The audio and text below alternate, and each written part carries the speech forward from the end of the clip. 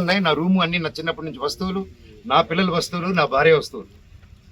అంటే ఒక మగాడు నేను ఊర్లో ఉన్నప్పుడు లేని ధైర్యం నేను ఊరు దాటిన వెంటనే జైపూర్ పాపనెత్తుకొని వీడు పాప బర్త్డే బిజీలో ఉంటాడు, ఈ టైంలో కొట్టచ్చని కేవలం విష్ణు ప్లాన్ వేసుకొని తెల్లారుజామున ఏప్రిల్ 1 5:40కి ఇదే రోడ్లో ఉన్న కెమెరా సీసీటీవీ, మా ఇంట్లో సీసీటీవీలు వాళ్ళు ఫేమస్ కదా, పోయినసారి గొడవ అయినప్పుడు వాళ్ళు నా మీద కంప్లైంట్ వేసి వాళ్ళే సీసీటీవీ దాచిపెట్టారు. ఇప్పుడు కూడా మీరు వెళ్ళి అడగండి, సీసీటీవీ వాళ్ళు ఎంటర్ అయింది ఎవరు, వాళ్ళు ఇస్తే సగం గుండు కొట్టుకుని తిరుగుతాను నేను వీధంతా. వాళ్ళ సమస్య లేదు ఎవరు మీకు, ఎందుకంటే వాళ్ళు చేసింది దొంగ పని. నంబర్ 1, కమిషనర్ గారి బైండ్ ఓవర్ని క్రాస్ చేశారు, మల్టిపుల్ టైమ్స్ క్రాస్ చేశారు. జనరేటర్లో షుగర్ పోయడం దగ్గర నుంచి, మా వాళ్ళని కొట్టడం దగ్గర నుంచి, వాటర్ పంపులు ఇంటికి కట్ చేయడం, పగలు కొట్టడం నుంచి, కరెంటు కట్ చేయండి ఆ ఇంటికి అని చెప్పడం నుంచి, ప్రతి ఒక్కటి ఈ మనోజ్ గారి దగ్గర ప్రూఫ్స్ ఉన్నాయి.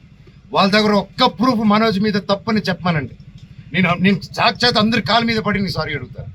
ఒక్క ప్రూఫ్ చూడు, పోనీ నేను ఆస్తి అడిగినట్టు ఒక్క ప్రూఫ్ చూపి మనకు. వాళ్ళు చెప్పేది ప్రతిదీ అబద్ధం. ఏప్రిల్ 1వ తారీఖున దౌర్జన్యంగా 30-40 కార్లు, ఆ వీడియో కూడా ఇచ్చాను మీకు. 30-40 కార్లు ఇదే వీధిలో వచ్చి మా సెక్యూరిటీ గేట్లు దూకి స్టంప్స్లో కూతురు మాట్లాడి నా సెక్యూరిటీని కొట్టి 3 గంటల వరకు బంధించారు లోపల. నేను 100కి చేశా, పోలీస్కి చేశా, సార్ కమిషనర్ గారికి చేశా, డీసీపీ గారితో మాట్లాడారు మా వైఫ్. సార్ ఇలా అయింది, పెట్స్ ఉన్నాయి, అన్ని పగలగొడుతున్నారు, మా వస్తువులన్నీ లోపల, నా రూమ్ వస్తువులన్నీ పగలగొట్టేశారు. నా బాబు ఫొటోస్, నా పాప ఫొటోస్, చిన్నప్పటి నుంచి వస్తువులు, నా పాప కోసం ఉన్న చిన్న చిన్న నగలు మేము బర్త్డే కోసం కొనుక్కున్నట్టువి ప్రతిదీ పగలగొట్టి ఎక్కడేసారో కూడా తెలియట్లేదు. నా కారు, నా 2016లో కొనుక్కున్న నా కారు టో చేసుకొని ఆల్మోస్ట్ 9 years కారు. నాకు చిన్న నేను పాత వస్తువులు అన్నీ ఎత్తి పెట్టుకుని ఉంటానండి, నేను అవే వాడుకుంటూ ఉంటాను.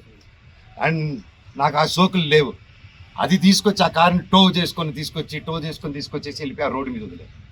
నా మా వైఫ్ కారు మినీ కూపర్, దాన్ని టో చేసుకొని తీసుకొచ్చి ఆ గ్రౌండ్లో వదిలేదు. ఆ గ్రౌండ్లో వదిలి అక్కడ ఖర్చీపులు కట్టుకొని రౌడీ షీటర్లు అందరు దిగి దగ్గరుండి దాన్ని టో చేసుకొని మళ్ళీ తీసుకెళ్ళి అక్కడ వదిలేదు. ఇవన్నీ గురువారెడ్డి గారికి, అవునా ఇంత గలీజ్గా ఎందుకు చేస్తున్నారు, ఇది బాగాలేదు మనోజ్ గారు అని చెప్పి సీఏ గారు చాలా ఫీల్ అవుతున్నారు, కానీ యాక్షన్ తీసుకోలేదు.